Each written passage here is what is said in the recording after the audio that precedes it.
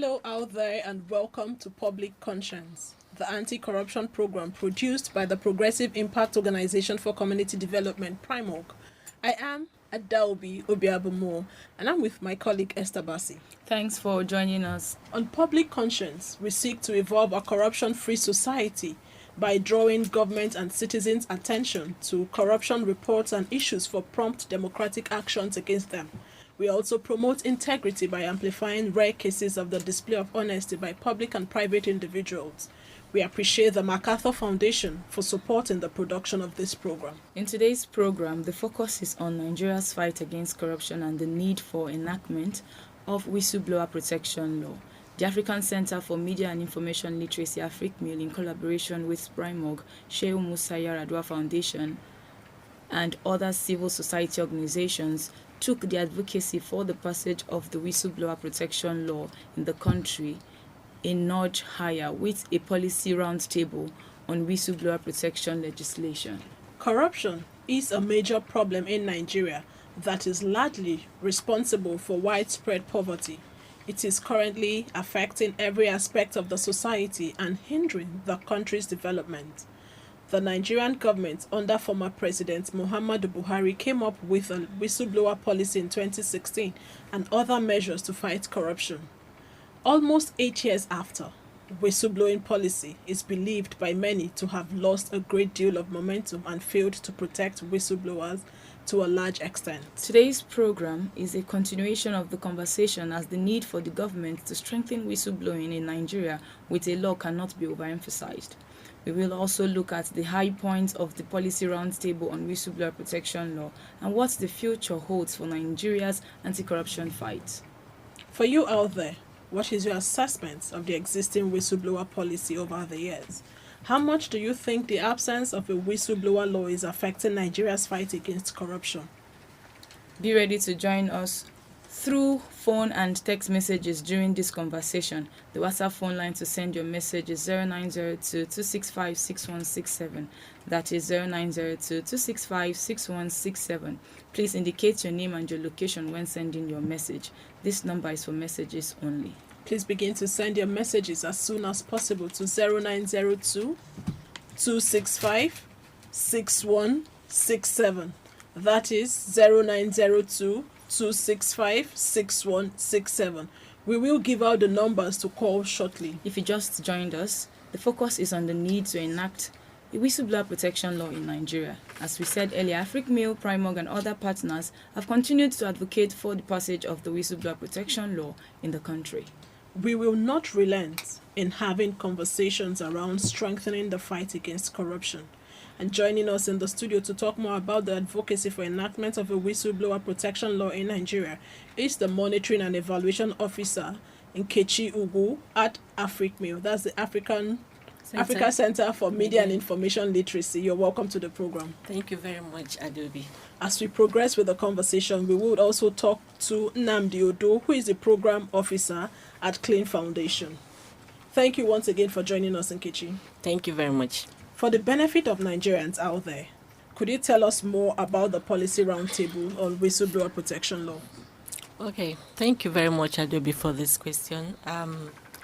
The policy roundtable was actually in continuation of the efforts of AFRICMIL and other civil society organizations who are working on the anti-corruption fight to ensure the passage of the whistleblowing protection bill. This program was actually geared towards having a whistleblower protection law in Nigeria. And also, the policy roundtable was able to bring together both the government, the media, all the civil society organizations that have been working to promote transparency, accountability, and good governance to be able to talk about key ideas and strategies on how they can bring the whistleblowing and the passage of the bill to the front burner of the national discussion. So this is actually what the roundtable was all about, and it was organized by Africa Center for Media and Information Literacy in partnership with PRIMOG, Yado Center, and other MacArthur Foundation grantees. And outside that is also a way to, move forward to consolidate on the efforts so far.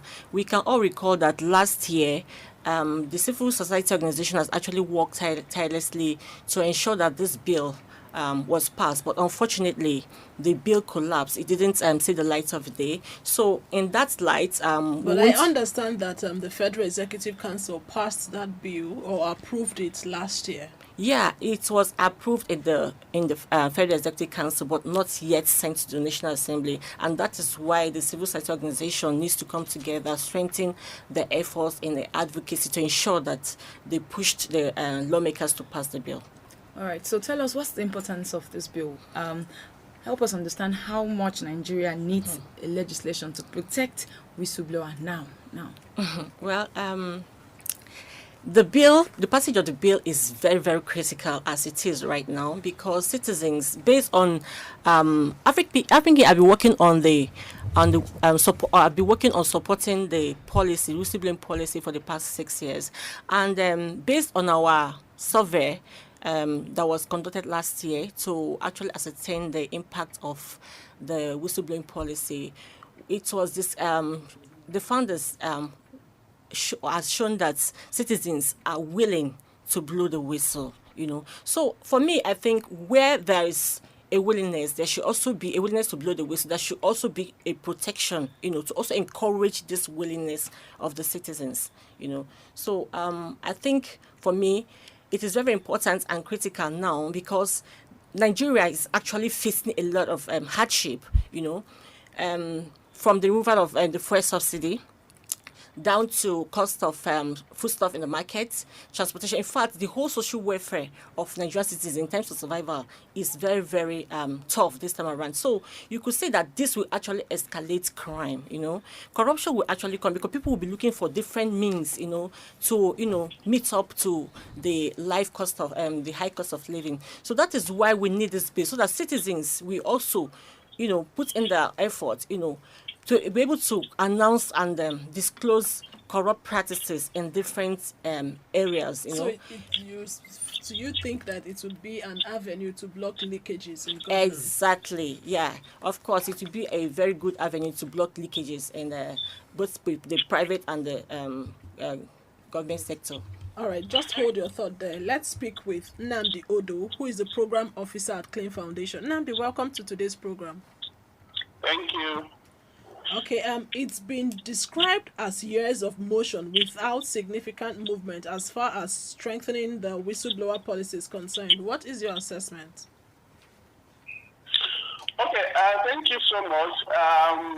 For me personally, I align myself with that motion, with that movement, because the whistleblower policy was enacted in 2016, and with the implementation, we saw how the anti-corruption agencies latched onto that, and there were great discoveries. And you will agree with me that the corrupt people in the country felt that it shouldn't translate to law, and that has hampered all efforts to ensure that it becomes a law, not just a policy. You see snakes swallowing money and all of that happening at that time. And we felt that that is the way to go, and stakeholders began rallying around to see that it's not just a policy, that it becomes a law. But because of vested interests at the high levels, the effort to translate that into law is being thwarted at the national level. However, at Clean Foundation, what we did is to go to the sub-national level, Bauchi State, in one of our projects, to persuade translating it into a law, and that we engaged with the Bauchi State Assembly, which they successfully passed the law, and the governor used it as a campaign promise that he will assent to the bill when they eventually pass it. And he lived up to that promise, assented to it. So Bauchi State has a whistleblower law, which from our follow-ups, the implementation is gradual, just like other laws that we have in Nigeria. We have beautiful laws that are not being implemented. So even when we cross this stage of pushing for the national passage of whistleblower law, you're still going to have this challenge at the level of implementation. And that is why I said I align myself in that assessment that it's actually a motion without movement. Okay, so you said earlier that efforts were thwarted, right? So I want to know, what do you see as a major hindrance to getting legislation to protect whistleblowers in Nigeria? It's lack of political will to do the right thing. It's lack of political will to do the right thing, because I believe that when you have a National Assembly that has majority of members from one political party, and you have the executive, so if they prioritize the whistleblower law, they can introduce it as an executive bill if that political will is there. And we all know that it's found a high chance of being passed when it comes in as an executive bill than private members bill. So we need to continue to push so that the needed political will to get it passed is given to it. If not, since 2016 up till now, that's almost 8 to 9 years down the line. We are still pushing to get it passed. So telling you that the powers that be are not interested in it. So now that you said that the powers that be are not interested in it, how do you think this would affect the fight against corruption? Of course, a whole lot. If you saw when there was political will that backed up the policy, we saw a whole lot of revelation that came to the limelight in this country. So corruption thrives in secrecy, and that is actually how that would be the bane of anti-corruption fight if there is no protection, a law protecting whistleblowers so that people can give correct information to fight corruption, and they are sure that their safety is guaranteed. So all of that will increase corruption in the country. So there is need to see that we have this law passed and there is adequate provision to protect whistleblowers. Without it, Nigeria will continue to record increase in corrupt activities. Okay, thank you for your submission there. But whistleblower bill or the legislation, it's an anti-corruption tool. It is also a human rights issue, talking about the freedom of expression. So as citizens, we have the right to express ourselves. We have the right to report acts of corruption when we see one. But now that we do not have the whistleblower protection law, how do we encourage citizens who may think that because there is no law, they may not want to blow whistle? But again, it's the onus is on them to blow the whistle. How do we encourage them, despite the fact that we do not have the law at the moment? I think there are still people who are blowing the whistle, people who are submitting petitions to the anti-corruption agencies.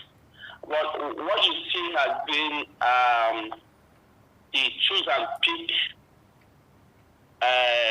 approach to investigating some of the petitions. If you go to EFCC or ICPC, of course, you will see tons of petitions written by Nigerians. That's why the fact that there is no whistleblower law. These anti-corruption agencies still receive petitions from courageous Nigerians. But the citizens can only stop at petitioning. The onus of investigation lies with these agencies. And how far they carry out these investigations is a story for another day. So that's why the fact that there is no whistleblower law you still see courageous Nigerians trying to report some of these corruption activities, but the outcome, I know you in the media space, you know much better than those of us in the civil society aspect. So I will continue to encourage people, but those that have even tried to write petition against some corrupt practices, how far did they go? Mm-hmm. How far do they go? Or did they go? Thank you for that. But what would be your advice to the government on this advocacy? Well, it is not late for the government to say enough is enough to corrupt activities that has impacted negatively to Nigeria across each sector. It is not late. If the government decides to wake up and say enough is enough, let's give this the right attention it deserves. They can start by introducing an executive bill to see the legislation passed, then we'll now take it off at the level of implementation, ensuring that these anti-corruption agencies have the necessary capacity and independence. But there is an existing executive bill, the one from PICA, that's the Presidential Initiative on Continuous Audit, which the Federal Executive Council passed last year, but unfortunately, it didn't get to the National Assembly. Are you there? It was not, PICA introduced it to the National Assembly, it was not passed. Yes, it was not passed. So, when you talk about executive bill, I know the last administration did the most they can with PICA, but if the president had interest to see it passed, that would have been passed. So this present administration can't pick up that piece of legislation. Of course, they are in the same political party, and since the mantra of the administration is the parties, they came on board using anti-corruption agenda. We expect to see this as a walkover for them. They can liaise with the leadership of the National Assembly to get that bill passed, and because they can assent to it. It can be one of the achievements in the shortest possible time, especially to also give the citizens a sense that it may not be what people are saying that this administration stands for.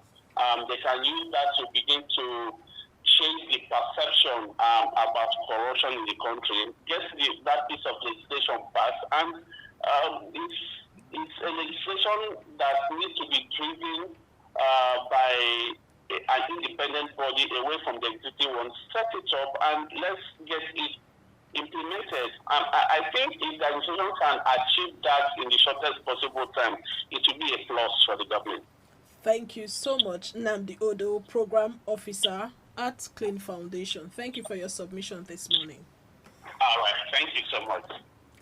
Okay, if you just joined us, you're on to Public Conscience, a production of Primorg. You just heard the voice of Nnamdi Odo, who is the Program Officer at Clean Foundation. He spoke on the need for us to have a whistleblower legislation, and he said instructively that if the current administration is interested in it, they can, within the shortest possible time, get that bill passed. In the studio, I also have Nkechi, who is the Monitoring and Evaluation Officer at AfricMil. Thank you again for being here. Thank you for having me. Do you align your thought with what Nnamdi said, that if the government is interested, we can have this bill? Yeah, I strongly align with what Nnamdi Odo said, because the whole process has been going on for the government to actually pass this bill. There's already an existing executive bill, so I don't think it's a big deal. It's just for the government to, own up to it, as in have the political will to pass this bill. I don't think it will be an issue, because they have all it takes to actually pass the bill. But the issue, the politics that is going on, is something that has been deterring the efforts of how this bill could be passed. So for me, I think what he says is actually very, very reasonable and correct. It shouldn't be it should be taxing for the government if the government does not have any conflicting interest. If the government is genuine in say they have the political will, of course it will be easy for them to pass. Because, for instance, looking back at the ninth National Assembly, President Muhammadu Buhari came up with the political will. He announced the Whistleblowing Policy Bill 2016 with the political will to fight corruption. So for us, it didn't work because at the end of the day, all the effort put in place, both in the aspects of the anti-graft agencies and anti-corruption agencies and CSOs, the bill couldn't be passed because they have their own agenda. So we need a genuine political will for this bill to be passed. I don't think it will be a problem for them. So the ball is on their courts, because once they assume or once they are genuinely concerned about passing the bill, of course they'll get the bill passed. So I totally align with his submissions. Okay, would want to know if the person listening at the other end of the dial also align their thoughts with yours. Do they think that the government lacks the will to get this law passed? What do you think are the challenges? You as a citizen, what would deter you from blowing the whistle? Please follow us on our social media platforms at Official Primorg. The spelling of Primorg is PRIMORG. Remember that we are streaming live on Facebook at Official Primorg. And remember that the program is interactive. The WhatsApp phone line to send your message to is 0902 265 6167. That is 0902 265 6167. Would want to know what your assessment is of the existing whistleblower policy over the years. How much do you think the absence of a whistleblower law is currently affecting the fight against corruption in Nigeria? We have a call. Your name and where you are calling us from? Yeah, it's anonymous. I cannot call my name. Okay, anonymous. Let's hear you. Yes, anonymous. Good morning. How are you doing? Very well, thank you. Yes, thank you very much. I think I'm a regular caller based on this anti-corruption on whatever that you use. Yeah. Okay. So my contribution on this is that I hear what Oganan did say, that he passed a bill to the National Assembly. Okay, how about people that have already blown a whistle and they are being sidelined on other people? Vital information, and they recover a money and they blow whistle on their head. After giving vital information, they went and sidelined them, put them on their own. Now they are on their own. They have dismissed at the job. They went to their houses, most especially like me that I'm talking to you personally. I blew a whistle against my boss during war time. So they recover 126 billion naira, 1.5 billion US dollars, 5.5 euro, and not access recover. And today, they turned against me. People that I give them the vital information, they recover that money. Federal government sidelined me. No. Now as I'm talking to you, my official residence that has been given to me, they went to that official residence and broke my house and packed my things to my belongings, which I bought it with my own personal money where I was working before. They took it there. Nobody said anything about it. I go nowhere. I cannot get contact with anybody. Whistleblower policy, when Buhari set up a committee, they invited me. They give me protection. Villa gave me protection. But after all the protection and everything, they asked me to go and look for where to stay. Are you people getting me? So when they asked me to go and stay somewhere else, that's the end of the story. When they set up a committee, presidential amnesty committee, they joined me with one commando, which the commando was assassinated now I don't so have anybody the challenge now for you is that you were not giving your reward. It could be Yes, I was between not giving my reward, 2.5 to and 5% of yes, the money recovered. yes, and now if I cannot able to get what the federal government recover, okay, how about my house, my official residence that they give to me? They take my family, they took my wife, and when that is happened, they took my wife and my children. Okay, did you reach out to PICA? Because I understand that the policy is I write to National Assembly, nothing has done. I write to EFCC, nothing has done. As I speak to you, I can only write to you to attach with my distance. Even right now, as I speak to you, my salary was stopped. Okay, I would, if you can hear me, do you have a pen there?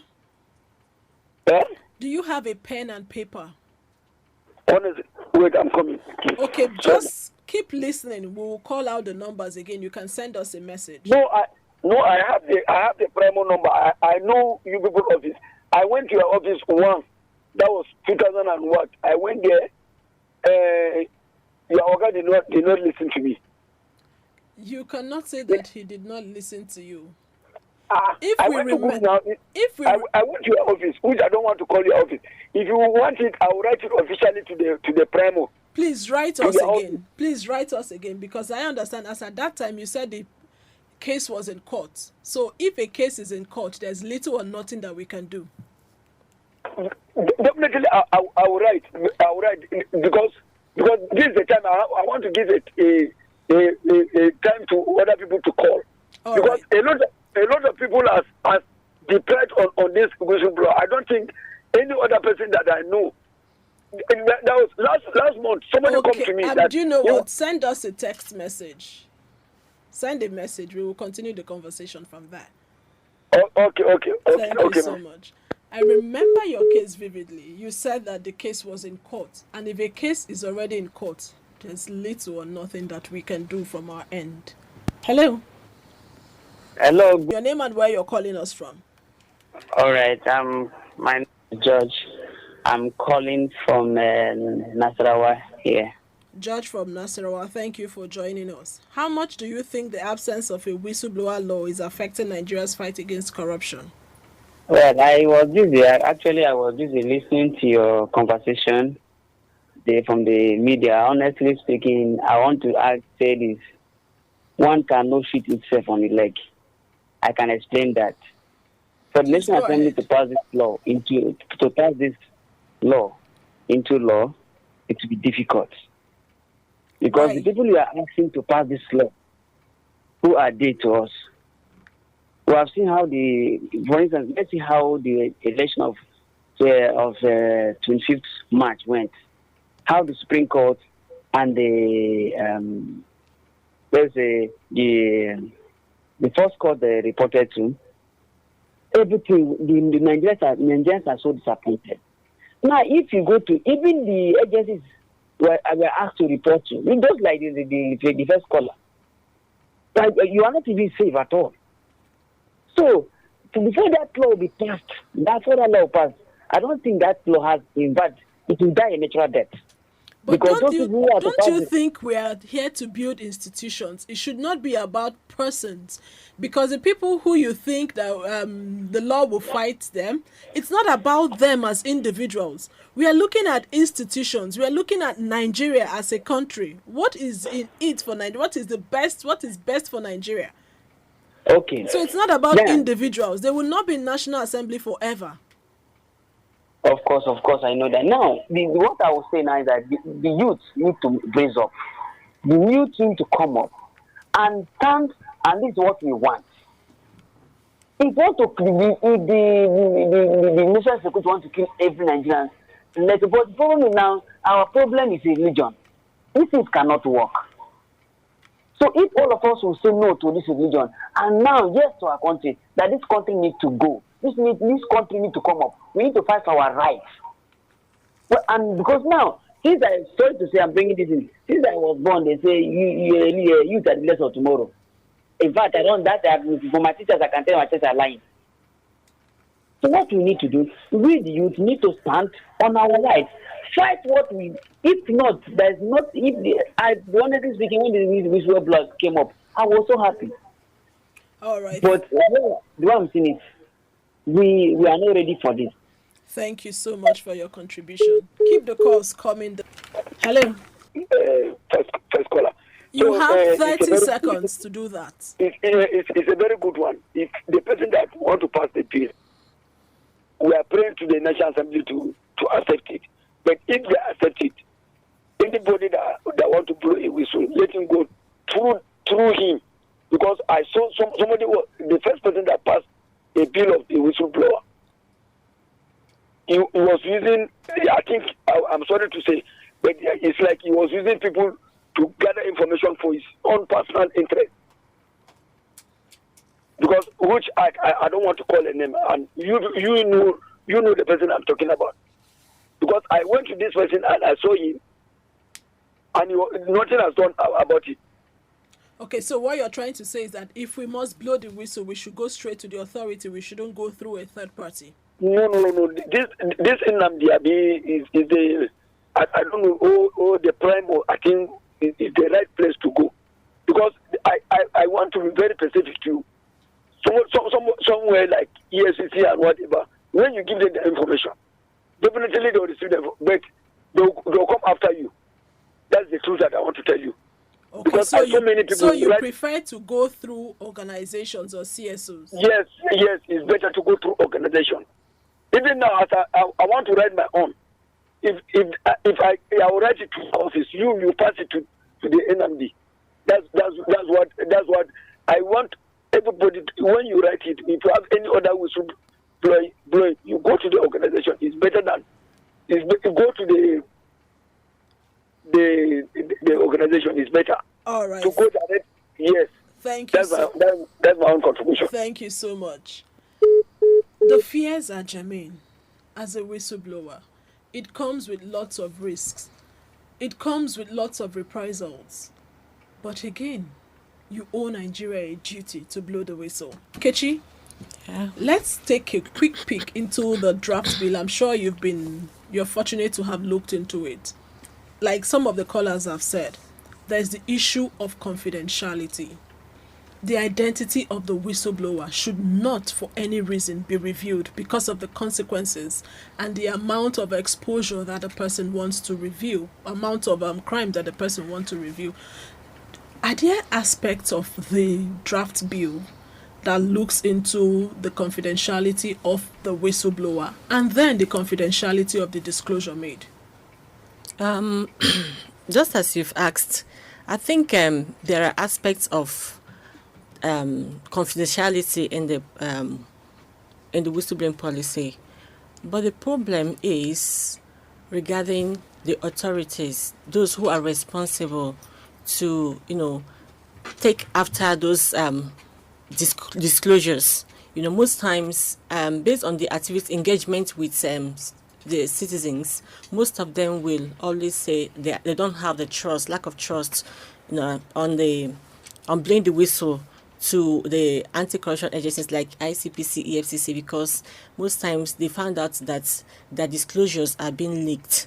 So there are actual provision, but the confidentiality is actually not in practice to some reasonable extent, because after disclosing this corrupt practices, disclosing corruption and fraud and all that, they still go about leaking this the informations out there, and the prospective potential whistleblower will be indicted and facing a lot of reprisals. So for us in AfricMail, we looked at it, and as an organization that has been supporting victimizations of whistleblowers who have been victimized, what we do is we try to guide them on how to blow the whistle properly, because at times also the citizens are also being accused of being the architect of their problems. Most times they also open their mouth and start saying, leaking out the whole issue out there. So what we do is that just as the last speaker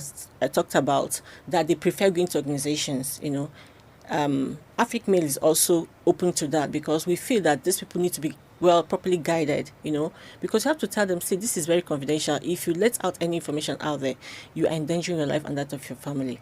So AfricMe is actually working on that, encouraging citizens to come to us to blow the whistle, because we know that definitely we are also supporting them so that they won't be victimized. So I think there is actually a problem. There's a provision, but the provision is not strong enough.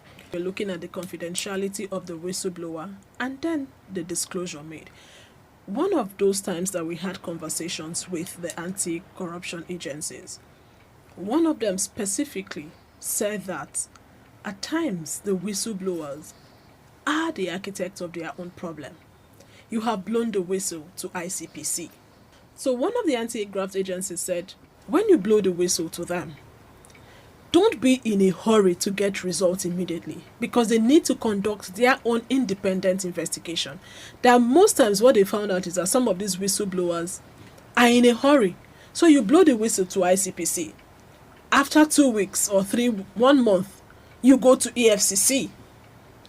You have not gotten the results you need. You move to journalists. You keep moving about telling everybody what you have done. So that in itself exposes the whistleblower. That in itself exposes the information that should be confidential. So what should the whistleblower do? Well, in this case, this is where some of these civil society organizations that are working on whistleblowing has to come in. I think they should scale up the level of sensitization to the citizens out there. This is something they need to know. Actually, you don't need to go from pillar to post, from one agency to the other, in order to make your disclosure. So we in Africa, just as I said earlier, we are actually trying to see how we can organize activities, programs to educate these people on not to go out there to expose themselves, because it's actually a dangerous thing to blow the whistle in the country, So I think it's something that that requires enough sensitization, because a lot of them are actually not sensitized enough. And again, another point I want to point out is, fine, there's a need for investigation, but there's also the issue, there's when something lingers for so long, we are human beings, we tend to lose it, and before you know it, investigation takes time. Yeah, it takes time, but at times this anti corruption agencies prolong it for so long, and again there should be an update if they carry them along. I believe when they carry them along, that's feedback mechanism in terms of this investigation. It also helps to calm their tensions and all that. They'll be able to be patient and wait for results. So I think the anti-corruption agencies also has to come in this matter by trying to work hand in hand with the potential whistleblower, so that they're able to exercise patience, and also they also have to do the education too. Tell them, please, you have to keep your mouth shut, as we go on this investigation, because anything you do outside this will also jeopardize your interest. Okay, so what should be the motive to blow a whistle? Because I think all of these things center on motive. Does a whistleblower, what should be their motive generally? Well, the issue of whistleblowing is actually a fundamental human right, and it is being motivated. It has motivated based on patriotism. Do they understand that fact? Yes. Yeah. To some reasonable extent, there are people who understands it, and there's some people who doesn't. But that doesn't stop the fact that it is a fundamental human right. For one, I would like this issue of reward shouldn't be at the forefront of blowing a whistle, because Nigeria is an entity for all. If Nigeria goes bad, it affects everybody. So when we come out to blow the whistle, we should come out with all honesty, and commitment, seeing it as a responsibility, not looking out for the money. Even the reward is just to encourage you. I think the most motivation for Nigerians as it is right now is we just have to see ourselves as patriots. We see how we can be able to make all these disclosures to fight corruption, with a clean hand, with that intent of, okay, I want to save this country, Nigeria. I want to reduce corruption. So should be the motive and not the reward. Patriotism. Patriotism. The numbers again to call are 090 30,000 899, 080 998 770, and 0809 40,000 72. All right, so what kind of pressure do you think the lawmakers, they need to get from the civil society organizations and citizens to ensure whistleblower, as in the whistleblowing, is passed into law? Well, when it comes to pressure, it has to come from both sides, both the citizens and those who are working, like the CSOs who are also standing on the gap of pressurizing the citizens and the government to pass this bill. So the pressure has been going on. Like I could remember different kinds of efforts, activities that have been that came up last year in terms of putting pressure on the government, but it still did not work out. Well, I think that there shouldn't be a step aside on this effort. We need to consolidate on this effort. So I think the pressure should be more. There should be this rigorous pressure. We shouldn't allow the tempo to go down anymore, because this is a new administration. So we have to start now, not at the tail end. We begin to talk about going helter-skelter, that the administration is coming to an end, like what we did last year. What specifics should they be? I think specifically we need to intensify our advocacy. The advocacy has to be intensified, bringing on board both different stakeholders, both CSOs, media, and even government agencies. So we have to make sure we hold the government accountable to put up those to pass the bill into law, and also have to garner the citizens to also be included. The citizens has to join in the fight. And again, I think I'm also suggesting that we should also put up like rallies, and we need to make it blow it up. There should be a rigorous pressure, a movement. Thank you, a movement, so that it will be seen. It will be all over the place. It will be phenomenal in the media. You see it. Let it be a major concern, a major discourse in the national, in Nigeria. Whistleblowing, anti-corruption campaign, recovery, development when it comes to Nigeria. Do we have a message? Okay, for you out there, Primorg works with its partners, including CSOs, anti-corruption agencies, and individuals to enhance accountability, transparency, and openness in government. We treat information and hints about corruption with utmost confidentiality. Please send your message to us on our phone 0902 265 6167, or you could send us a message via our email at info@primorg.org. info@primorg.org. The spelling of Primorg is PRIMORG. What would be your advice to President Bola Tinubu-led government on strengthening whistleblowing with a law in Nigeria? Well, for Mr. President, I think for in the aspect of passing the bill, I would advise that he takes advantage of this bill. Yeah, because Nigeria is actually going through a lot now. So I think he has to leverage on this, on the passage of the bill, to also consolidate on his desired hope agenda, because a lot has been happening in terms of the economy, and Nigerians are facing a lot of hardship. And you could see that since the removal of the subsidy, without alternative means of survivors for Nigeria, it's really tough on Nigerians. So, and Nigeria is also known for borrowing. So we need to leverage on this, the passing of the bill, to encourage citizens, especially civil servants, so they also look out for leakages. So he needs all the money he can gather, to run his administration. So that is why I will be advising the president to take advantage of the bill. And looking at the integrity of Nigeria out there, Nigeria has signed to the Treaty of the United Nations for and UNCAC, so, and for him to have signed for this treaty, I think it is morally justified that he did the needful by, passing out this bill. He's also the chairman of ECOWAS, So looking at all these issues, all these facts stated right now, I think he should, adopt the passing of the bill. He should, take advantage of it. And also to promote the integrity of Nigeria to Africa and the rest of the world. Thank you. When it comes to the Committee of Nations, where is our pride of place? Thank you so much for that. Esther, we really need to go. Please visit our website, our news website, primorgnews.com. That is primorgnews.com for all the details of our reports and interviews.